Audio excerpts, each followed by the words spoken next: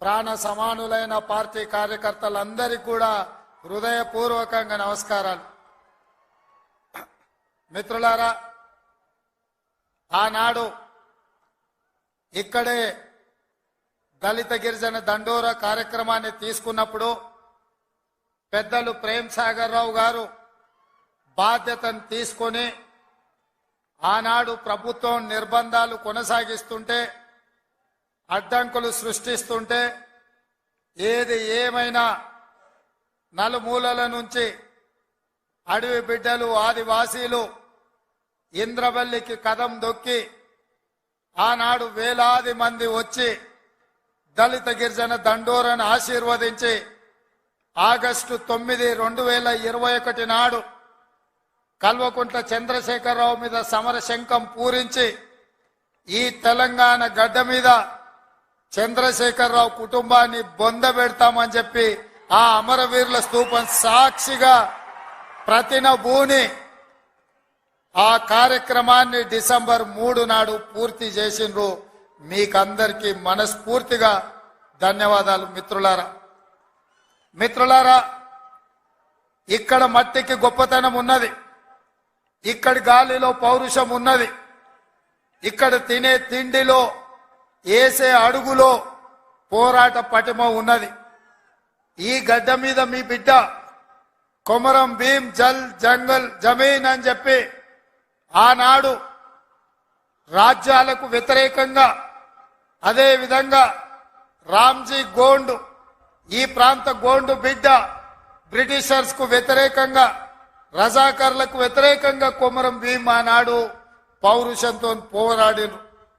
ఈనాడు చరిత్ర పుటలలో పోరాటాల గురించి చర్చించాలి అంటే, పౌరుషం గురించి ప్రస్తావించాలి అంటే రామ్జీ గోండు కొమరం భీం గురించి ప్రస్తావించకుండా ఏ చరిత్ర మొదలు అవ్వదు అని చెప్పి నేను సగర్వంగా ఈ సందర్భంగా చెప్తున్న మిత్రులారా.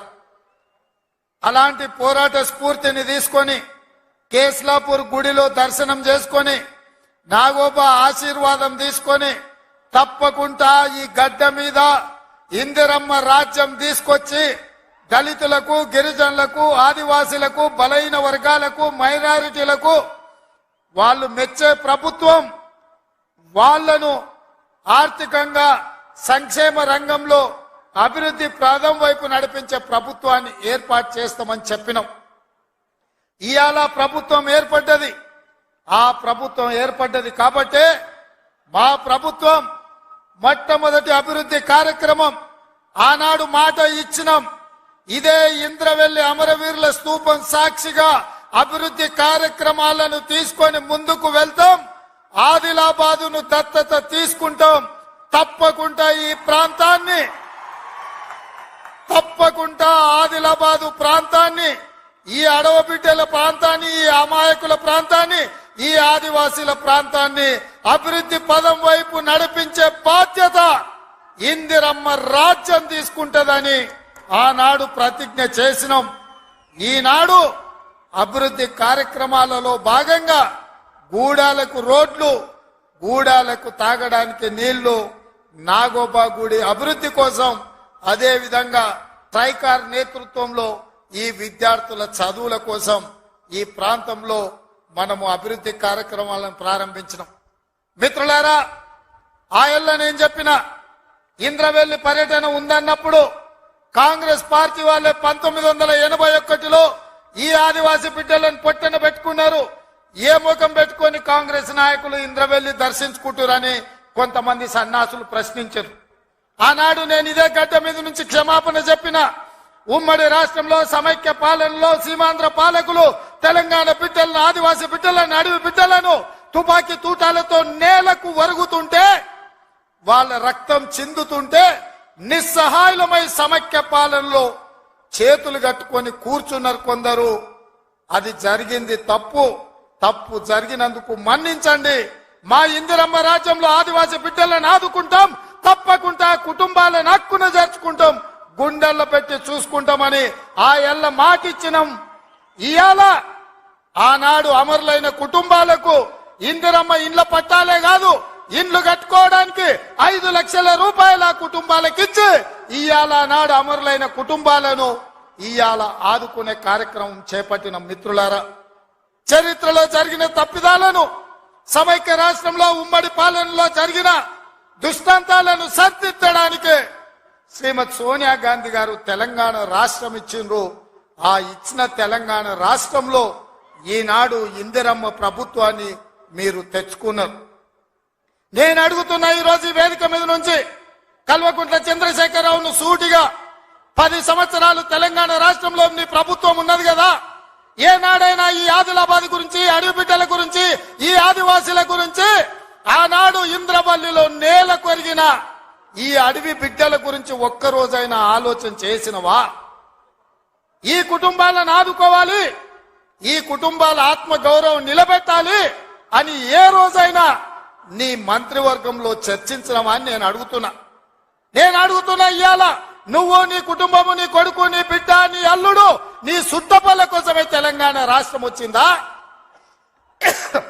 లేకపోతే ఈ ఆదివాసి బిడ్డల కోసం, ఈ బలైన వర్గాల కోసం తెలంగాణ రాష్ట్రం సోనియమ్మ ఇచ్చిందా అని చెప్పి నేను సూటిగా ప్రశ్నిస్తున్నా. ఇవాళ ఈ వేదిక మీద నుంచి సూటిగా టిఆర్ఎస్ నాయకులకు నేను చెప్పదలుచుకున్నా, తెలంగాణ ప్రజలు 10 సంవత్సరాల మీ దుర్గమార్గమైన పాలనను, ఈ తెలంగాణ రాష్ట్రాన్ని చెరుకు తోటల్లో, అడవి పందులు ఏ విధంగా అయితే విధ్వంసం చేస్తాయో, ఈ తెలంగాణ రాష్ట్రం మీద మీరు, మీ కుటుంబ సభ్యులు, మీ పార్టీలు పడి దోసుక తిని కొల్లగొట్టి విధ్వంసం చేసి ఈ తెలంగాణ రాష్ట్రాన్ని విధ్వంస రాష్ట్రంగా మాకు అప్పజెప్పినారు. 7 లక్షల కోట్ల రూపాయల అప్పులు తెచ్చిండ్రు.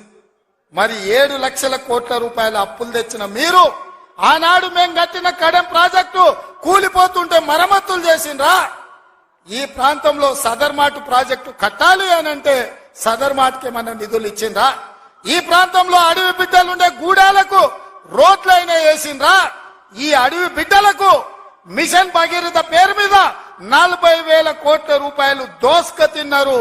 తాగడానికి మంచినీళ్ళు ఇచ్చిండ్రా? ఒకవేళ మీరు ఈ గూడాలకు మంచినీళ్ళు ఇచ్చుంటే ఇవాళ మా మిత్రుడు బట్టి విక్రమార్క గారు 60 కోట్ల రూపాయలతోని మళ్లీ గూడాలకు తాగడానికి నీళ్లకు నిధులు ఇవ్వాల్సిన పరిస్థితి ఎందుకు వచ్చింది అని చెప్పి నేను ఆ సన్నాసిని నేను అడుగుతున్నా. నిజంగా నేను అభివృద్ధి చేస్తే నాగోబా గుడికి 7 కోట్ల రూపాయలతోటి ఈ రోజు మేము కార్యక్రమాలు తీసుకోవాల్సిన పరిస్థితి ఉంటుండేనా?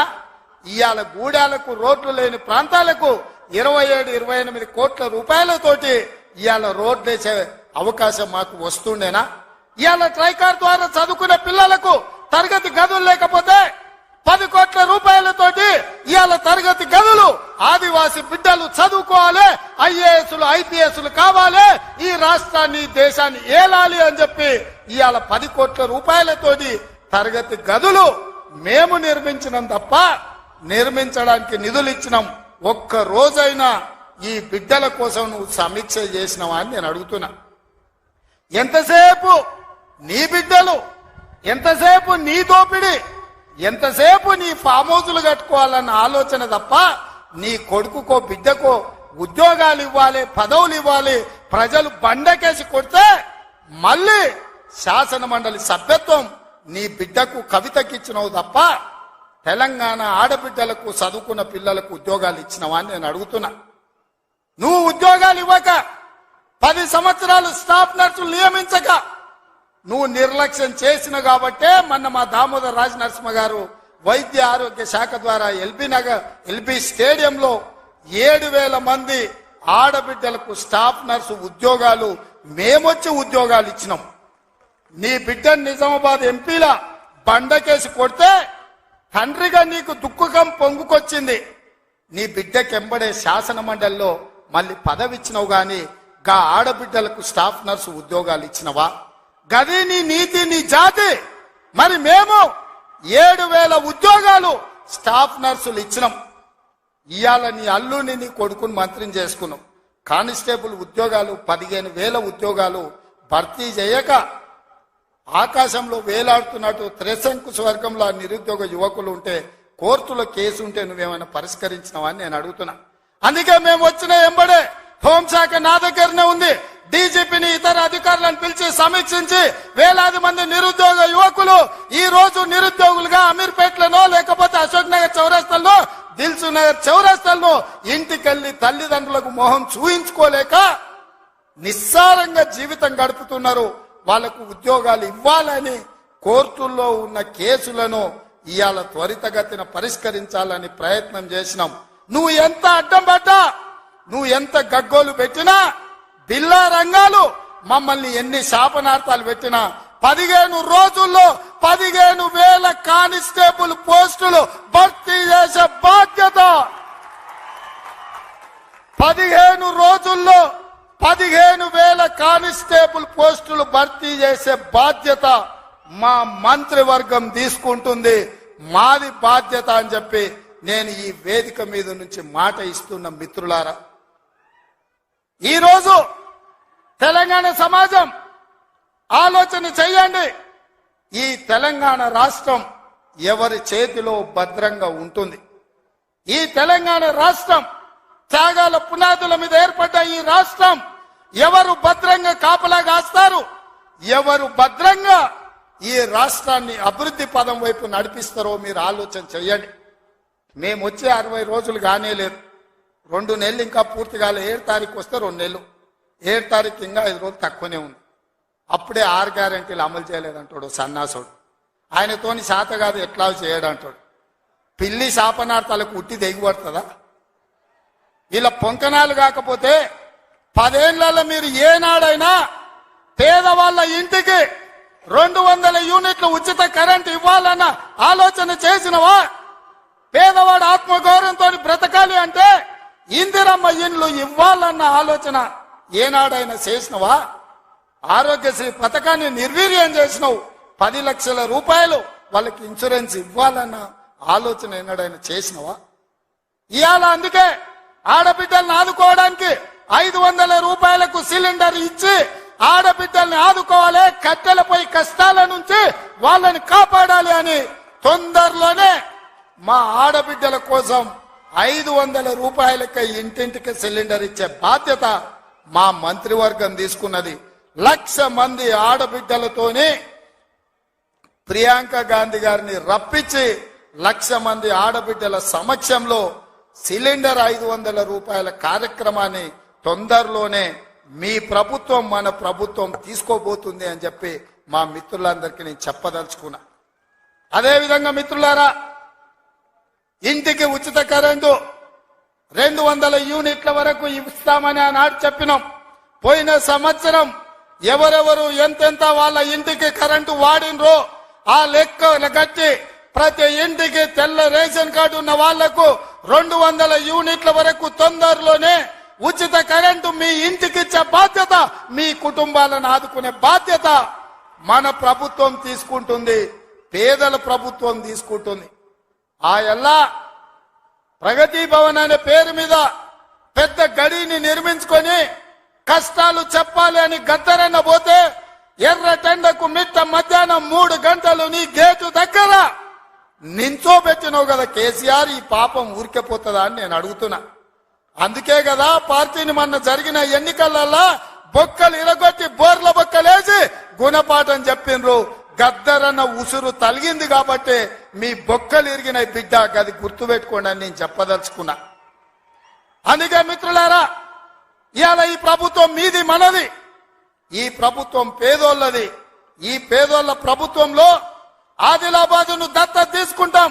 తప్పకుండా తుమ్మిడిఎత్తి దగ్గర ఉత్తమ్ కుమార్ రెడ్డి గారి అనుమతితోని సాగునీటి ప్రాజెక్టును కడతాం, కుప్టి ప్రాజెక్టును కడతాం, సబర్మతి ప్రాజెక్టును కడతాం, కడెం ప్రాజెక్టును రిపేర్ చేస్తాం. ఈ ప్రాంతాన్ని సాగునీటి రంగంలో పైనుంచి వస్తుంటే మా కొండ సురేఖక్క చూపిస్తుంది, కింద క్రేన్ పెట్టి బాయి దవ్వుకుంటారు నీళ్ల కోసం, సాగు నీటి కోసం. మరి ఆ సన్నాసోడు 1 కోటి ఎకరాలకు నీళ్లు ఇచ్చిన అన్నాడు. ఏడిచ్చిండా? వచ్చినా ఇవాళ హెలికాప్టర్ల పైనుంచి వస్తే ఎడారిని చూసినట్టుంది, ఎండిపోయిన పొలాలు కనిపిస్తున్నాయి. నీళ్ల కోసం బావులు తవ్వుకుంటారు.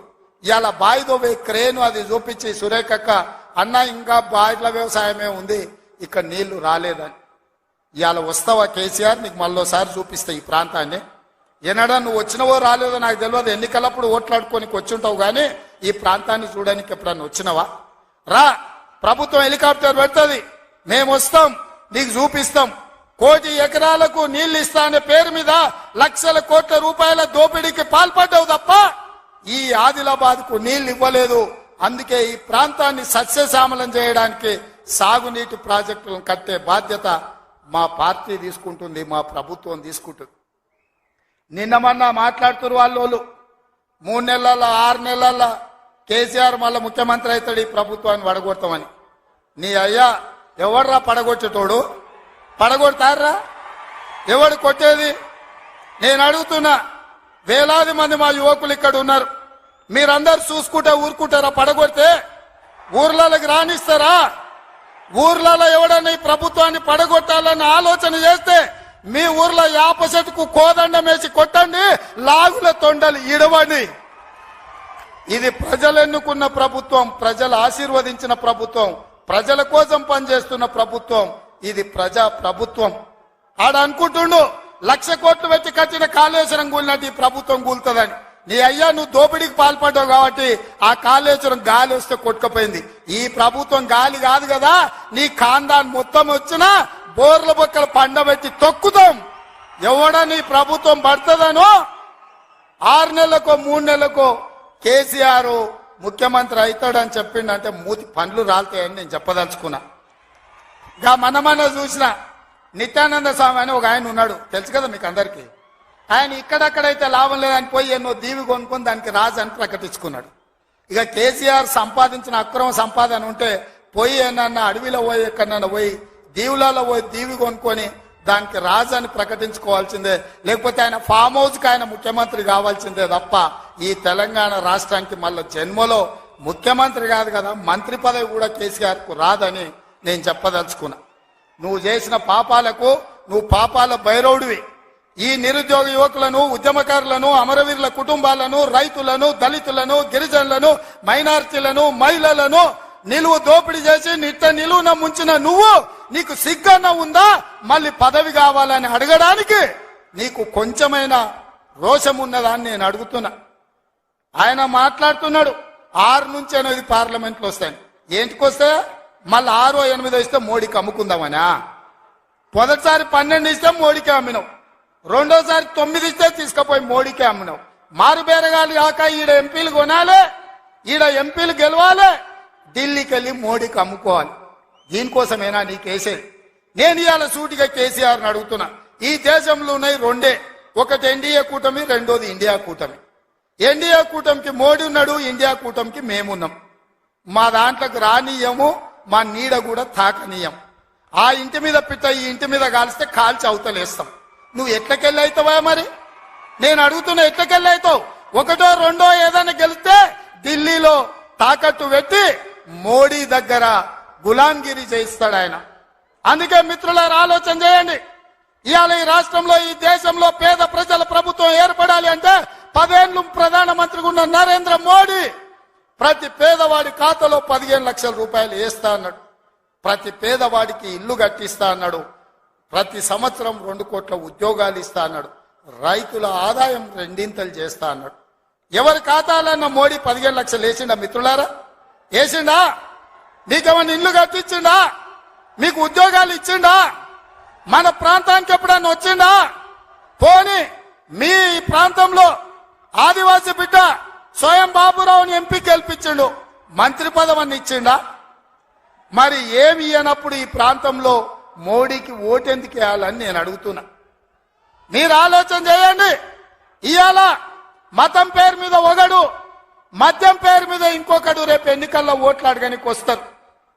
ఇవాళ మతం పేరు మతం ఒక రకం మత్తు అయితే మద్యం ఇంకొక రకం మత్తు.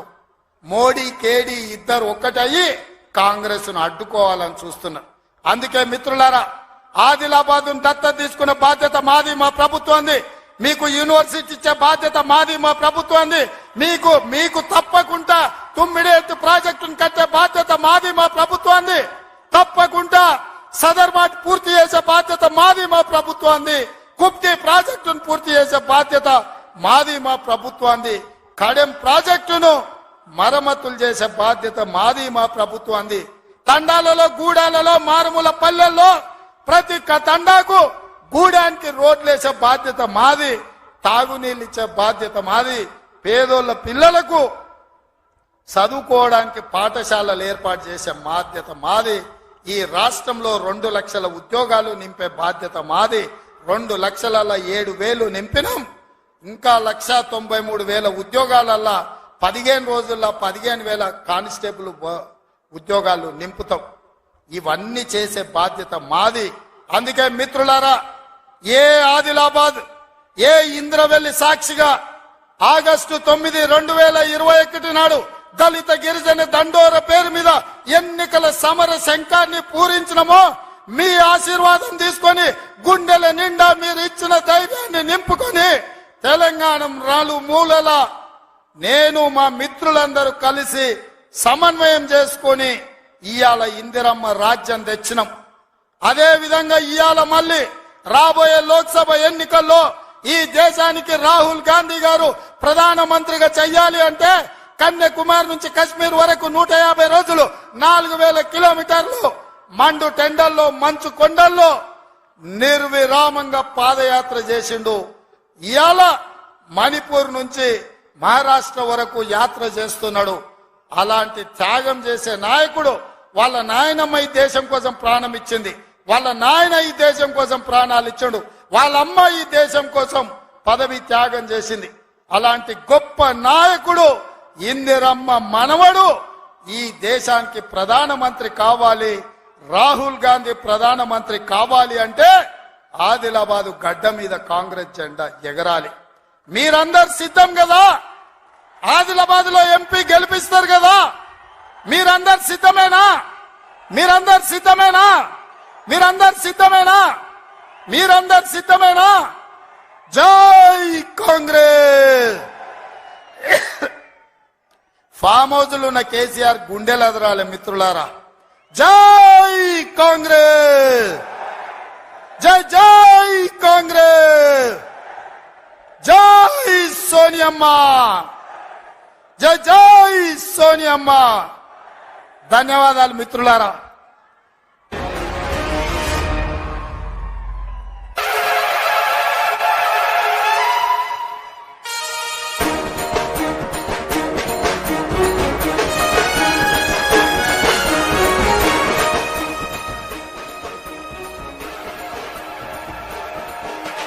ఇంద్రవెల్లి కొండల్లో దండు పుట్టిందో వస్తవా తమ్ముడా, దళిత గిరిజన గన్నల దండోర బ్రోగే వస్తవా సెల్లడా, కాంగ్రెస్ సైనికుల శంఖమూదినారు రో, తెలంగాణ పిల్ల తెల్ల పిడికిలెత్తినారు రో, నల్ల కొండ నడుందట్ట కరీంనగర్ కథం దక్క దళిత గిరిజన గన్నల దండు గదిలే హన్న వెంట చాలు. ఓహో ఇంద్రవెల్లి కొండల్లో